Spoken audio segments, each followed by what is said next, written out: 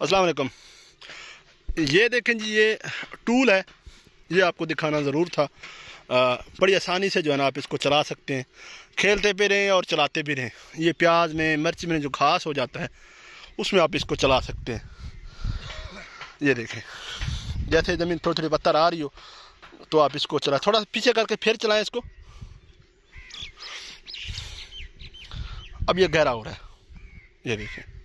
क्या आपने कईयों की मन से गोटी करते रहना। ये अब ये देखते घास निकाल लिए कि नहीं, अब घास इसने निकाल ली है। थोड़ा सा पीछे करके फिर चलाएं इसको।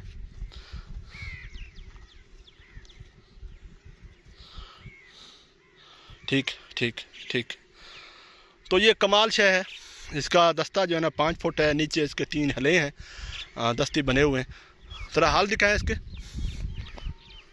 ये इसके जो है ना हल हैं, ये देख सकते हैं आप। मिर्च में, प्याज में, जिस चीज़ में गोटी करना चाहें तो ये मेरे ख्याल में इतना महंगा नहीं। इसका वज़न टोटल होगा 5-6 किलो, हमने नाप नहीं किया। तो ये कमाल चीज़ बनी हुई है, ये देख सकते हैं आप। ये